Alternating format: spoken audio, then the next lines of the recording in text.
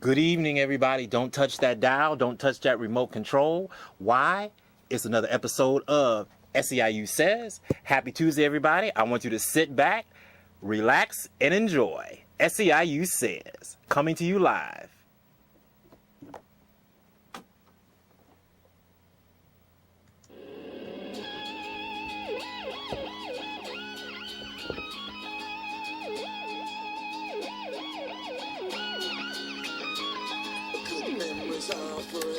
Set the dog on the tombstone. If you're living underneath the bridge, man, all roads lead to home. I got a hidden flask, I'm paid in cash, got a cross above my bed. You know, I hitchhiked from Chicago, and a man walked up and said, "This is a union town, all down the line. This is a union town, all down the line. And if you come to strip our rights away, we'll give you hell every time. This is a union town, all down the line. Today the policeman's a union man, brother firefighter's my friend. And the kids locked in the Capitol are fighting till the end. And we're not gonna break tonight, and we're not gonna bend. Some say the union's down, but I asked around, and everybody said, this is a union town, all down the line. This is a union town, all down the line. And if they come to strip our rights away, give them hell every time. This is a union town, all down the line.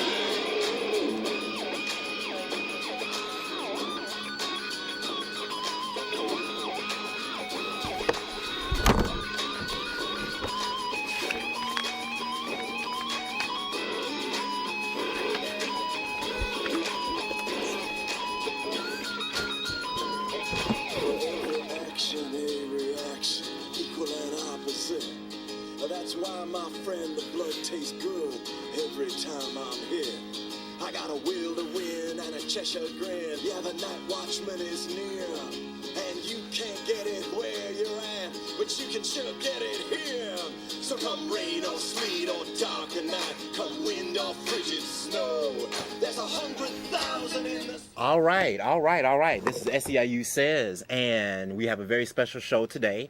As you know, a lot of you guys at home may not know, tomorrow is a very special day here in this country, is where we are going to celebrate Human Rights Day. So Wednesday, which is tomorrow, December the 10th, 2014, will be Human Rights Day. So we have some questions about human rights, and we have some things that are hitting home right here within our city. And I'm going to bring that up to you, but I have a guest over here today, and I want you to introduce yourself, and welcome. Thank you. I'm Todd. I'm an organizer with We Charge Genocide. Okay, and he's an organizer with We Charge Genocide, so we're going to have a really good show. We're going to find out what they've done around the globe to bring about change right here in the good old US of A, in our hometown, Chicago, Illinois. So I want you to sit back and watch a video of what they do, a segment of what they do, okay? Live on SEIU Says. Living in our skin in this country, it's a permanent condition. Our people are stopped, we are frisked, we are criminalized, we are targeted, we are invaded, we are jailed, and we are killed. The machine grinds on, and we struggle to identify one culprit, one officer, one bad apple, but there isn't just one. So many of us are afraid to speak the word. We are afraid to lay claim to it. It's too awful to believe. No. It seems too conspiratorial, too pessimistic, too alienating, too something. Yet there it is on the forefront of our minds and at the tip of our tongues. When we are feeling brave and safe among those we love and trust, we sometimes whisper the words. Genocide. We charge genocide, and we need your help. All right, We Charge Genocide. That's the name of their organization. And they have an event that's coming up right now, but actually you can't go to the event because it's sold out. Yeah. Right, but I know I'll be able to come, right? Great, that's awesome. Okay. All right, so that's pulling the media plug here. All right, so We Charge Genocide. and this group is phenomenal, and they have an event tomorrow, which is going to be at Roosevelt University, but unfortunately the event is sold out. It was a free event, but it's sold out. You can't go. And so we're going to talk about the great things that they're doing. Also, I want to let you guys know, SEIU Says is sponsored by GWC, Goldberg, Weissman, and Cairo. If you have questions on workers' comp, personal injury, or medical malpractice, give SEIU Local 73 a phone call and we'll refer you over to GWC. That phone number is 312-588-7630. That number is 312-588-7630. Okay, so ho, ho, ho, everybody. Ho, ho, ho. That's right.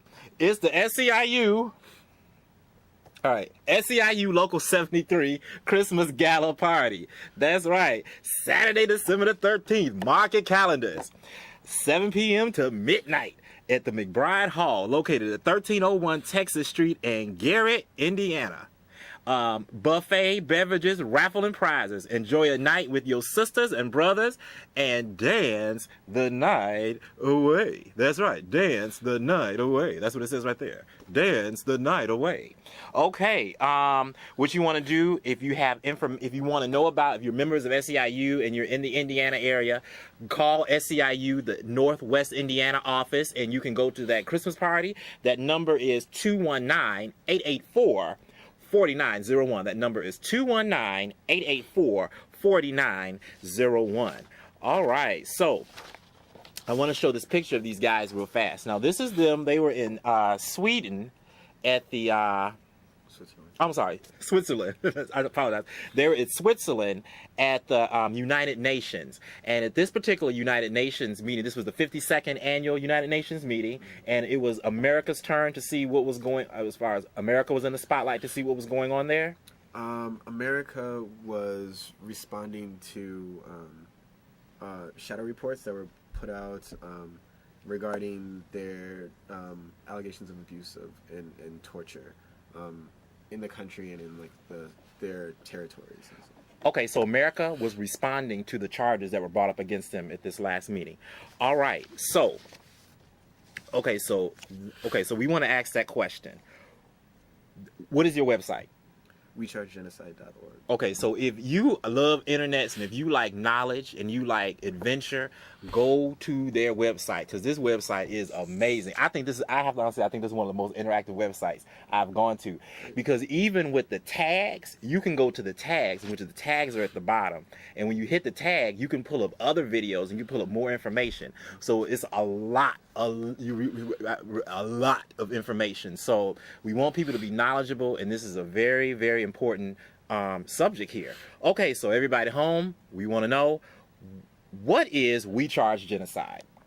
So We Charge Genocide is an intergenerational grassroots effort, which we came together as activists in our communities, who all do work around police brutality, or anti-police brutality, anti-racism, or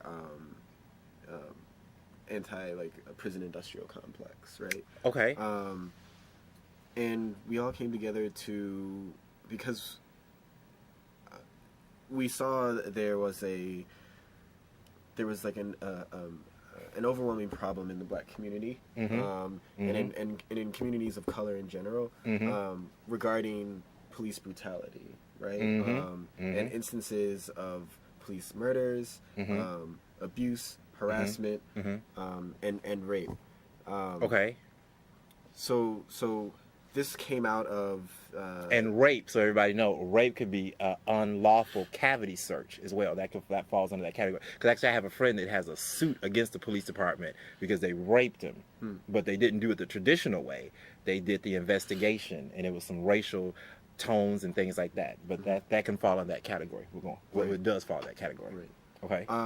So this call came out of the tasering death of Dominique Franklin, who was a young organizer in Chicago. He stole a bottle of alcohol, and the police arrested him and tased him twice. he fell back, hit his head, went into a coma, and died later on. And nothing has happened really. Like there's the police who have done this have not been brought up on charges, things of that nature. Okay. And it reigns like similar to everything that's going on in the country right now. Right. Okay. So I have questions. Okay. Now, why did you all choose that particular name, We Genocide? We Charge. Well, I'm sorry, We Charge Genocide, because it's an actual book. Right. So We Charge Genocide was the name of a 1951 document of this that civil rights organizers and activists penned with the intent to bring it to the UN for the same reasons that we did, right? To bring Unfortunately, it wasn't. They weren't able to bring it to the UN, and it wasn't put on the agenda. Okay. For a number of reasons, like the documents were stolen on flight, and things of that nature. So we saw a historical connection, right? That's obvious between the level of, I would say, state-sponsored police brutality, and the connections from 1951 to 2014. Okay, right. Okay, there are a lot of cases with that, and the statistics. I don't have that statistic in front of me, but like last year alone, 71% of the arrests were by black, brown people. I'm sorry, 77% were black, brown people, and 17% were of Latino people. Now, there are also investigations that were done, and so the number is very high. The statistical number is high. Were those being stopped by the police, was it warranted? So we hear about the cases is whereas it does escalate, and we're going to talk about that. We'll talk about cultural differences. And one particular thing is a friend of mine, I was having a conversation with them, they're a police officer, and they were saying that how a lot of this actually, and I want to ask your opinion on this, how a lot of this actually gets escalated is when you are, such as yourself, such as myself, whomever, when you are a law-abiding citizen, and when the police come to you and they ask you questions, I think that begins the friction right there a little bit, only because you feel that you've done nothing wrong. Why do you have to explain yourself, or perhaps why do you have to justify why you're at one particular place? So that can kind of escalate it right there. That could begin it right there. And then a lot of times, this friend of mine was bringing out that on a cultural difference, you know, I'll just use us for an example. I mean, everyone home, we got multi-race people, but I choose that term, us. We'll joke with each other. Right. Like, we'll call each other names. Right. Like, you know, shut up, you ugly, whatever. And you tell me to go jump in the lake until my hat start floating. Other cultures, they don't joke the way we joke with each other. And so when we may say something, they may take it to another way and think that it's already at an escalated level. Does that make sense? You understand what I'm saying? Like, I understand what you're saying. Do you agree with that? Or I think the issue is the historic way that the police have interacted with the black community and with other communities of color, but the black community in particular has been one of violence, right? Whether it be verbal, whether it be physical, it's always had these levels of violence. So, and I think like what we're trying to do is do away with that, right? Because that is damaging and traumatizing to the community as a whole. But you know, we also you know, the world and the state, and you know, they need to understand that we are human beings, right? And we don't deserve to be treated. Because my first experience, I want to talk to you about that. So my first time ever being stopped by the police or whatever the case, it was maybe like back in 1999, I think it was. It was my very first time. I don't have a police record or anything. I'm a little wild, but I don't have a police record. I think I'm called the life of the party. So actually what happened was I was on 47th and Ashland. And I recall driving down the street, and I was on my way home, and the police had pulled me over. And I remember the irony behind this was I was watching a television show earlier that day, and I remember they were saying that how you know you experience racism is if you're somewhere a place that you're supposed to be, which I'm supposed to be here. This is my country. Right. Okay. So, and they ask you, what are you doing here? Right. Right. And so I get the whole safety issue, but when they ask me, what are you doing here? My mind immediately went back to that show that I saw earlier that day. Like, they're asking me this question based off of racism, as to say that you shouldn't be in this area because this area is only designated for a certain group of people and you don't fit that. So we have the right to ask you that question when I've done nothing wrong but just drive down the street. So at that point, I'm a little hot-headed, I'll say that. But this particular time, I was okay. And so what I did was, I knew not to say anything. So I looked at their police car to get the police number off of the car. And so when I did that, that enraged them and they got mad. And so to them, people have no rights. You have to do what they say. Not all cases, but this particular case, and this was my first experience with them. All right, and so I looked at the number on the car and they knew this, and so that enraged them, and they say, oh, you want to tell on us? Well, you going to jail right now. So they put me in the car, and then they specifically said, you will learn today, you never mess with the Chicago police. And that's what they said. So I'm sitting up here, of course, I'm very optimistic. So this is my first time going to a jail. So I'm in the jail, I meet all the other criminals, and we in there, we having fun. I mean, it's not a fun thing. I mean, I can be optimistic, but just to the degree of, we have a caller, 1 second, to the degree of what it went to. And so when I got the police report back, the police department fabricated the entire report. They said that I used racial terms at them, I threatened them and everything. And this is happening every day, where the people that we pay as taxpayers to serve and protect are shifting us. And we have a caller. This is SEIU Says. Yes. Yes, I understand. I agree with a lot of things you're saying wholeheartedly.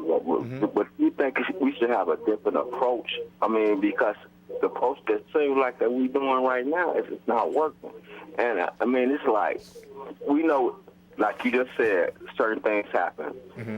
You know, certain areas is targeted, and then you feel that why these people over here, harassing us. I mean, to be honest with you, I'm talking about white cops more than certain type of areas.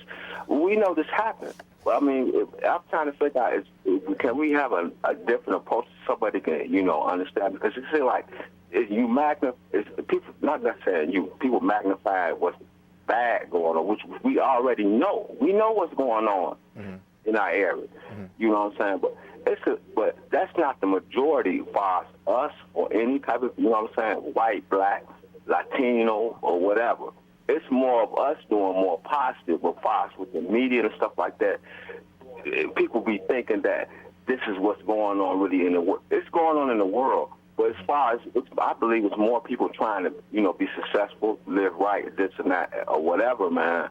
So I'm trying to figure out, it's a different approach that, we can come together, Well, the approach and to answer that question, the whole reason we're having this conversation is not about that we're negating people break the law or people are law-abiding citizens. It is about excessive force, and B, are they abusing their authority? That's what this conversation is really about. This is what the current is about, the undercurrent of the conversation. So yeah, you do have people that break the law, but is it applicable for you to blow their brains out and not use probably different methods?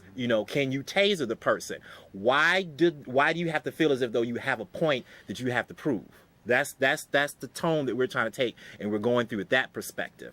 Okay, next question I'd like to ask you. Okay, so when you all, so on Facebook, there were some things on Facebook. I want to ask you this question. Some critics may say, well, in Chicago, every weekend is 12 to 22 people that are shot and killed, and people don't protest that in their neighborhoods. Why? I mean, and there's gangs and drugs there now, so why is everybody protesting and stopping traffic today? Sure. I think, again, going back to, like, the issue of police brutality, and trying to understand where that comes from, right? Where... And with that, you could begin to understand where, violence in the community comes from. Mm-hmm. When you go into communities of color, they are the levels of inequality are exacerbated, right? Mm-hmm. So schools are shut down. Mm-hmm. The curricula is not all that great, Right. I don't believe. Mental health clinics are The mental health clinics are closing down. That's right. A lot of people go to jail just to right. go to the mental health clinics. There isn't an abundance of jobs for people to go to, right? And to gain employment. So when you think about and then I think folks, I tend to feel like people or not people, but like the state doesn't seem to understand that black folks are human beings, right? Okay, right. Susceptible to the same frustrations as anyone else, right? So if you cannot provide for your family or you can't go to school or you don't have enough money to eat, you know, these things they wouldn't make me happy, right? And I want to touch on that. I believe in the progression of race relations in this country. So it is not the majority of the country; it is the minority of the country that feels this way. But as they say, it's those faux rotten apples that can destroy the entire tree. Right, and I think in the case of the police, it's not a more than faux faux thing. I think it's a systemic issue. Right. Definitely. Okay, so tell me about your experience. Like what and it's sad that if we put a group of 10 African American men in a room, so would it be 10 out of 10 have all had problems with the police department? I mean, all 10 of us could have some story of where, as our human rights have been tested or have been violated, or we have been exposed to excessive force. So, given that, what started you on this journey with this We Charge Genocide? Yeah, what is your personal experience that happened? Growing up, I've had multiple encounters with the police. I've watched my friends get into multiple interactions with the police. Many of them I know are like still locked up right now. I think one that really sticks out in my mind is so I'm from DC. Okay. And one evening, I was in a parking lot with my partner at the time, and we were just talking, sitting in the car, like normal people would do. Normal people would do, exactly. Right. And an ATF officer came up to my window and knocked on the door, or knocked on the window, and asked me what I was doing here, what we were doing here. And then he saw he saw my partner, and he checked our ID, and he said, are you like picking her up? Is she a prostitute? She accused my partner of prostitution and myself of doing it. Like, and now I know, like, these things, as I've developed, I know that these things, it's deeper than just making that accusation. The accusation, right? Exactly. But in that moment, and coming from the police, it's about it was meant as taking an insult. Something away from you. Right. When you are, and I believe that when you're put in those positions, it is about them trying to take your dignity and your character and the things that you fought so hard to help you evolve. They pick away at it. Right. And as I became visibly angry at that accusation, and he continued to try and bait me to see if I would start yelling at him or get aggressive. Right, get aggressive. Which would give him the perceived right to brutalize me in any way. I mean. And the stories go on for me. I feel very lucky that I have never, because yours wasn't that severe. Right, I have never entered the prison system. But there's people who have been beaten to the point where they're not the same person anymore. Correct. That's absolutely correct. And so, given that you knew it had to bring about change, and I hate the fact that it's time to go, everybody. But I am going to have you back, and we definitely want to have you back so we can continue this conversation. So later this month, so everybody at home, we want to have this conversation because these are the types of conversations that we need to have at home as well as in the community, so we can bring about change and know that all lives matter, that we all are part of a bigger picture to possibly change this world. All right, so introduce yourself once again. Todd with We Charge Genocide. Okay, WeChargeGenocide.org. Okay, so we want you to join us next week, everybody. Same bad time, same bad channel. And I want everyone to have a safe and beautiful weekend. This is another episode of SEIU Says.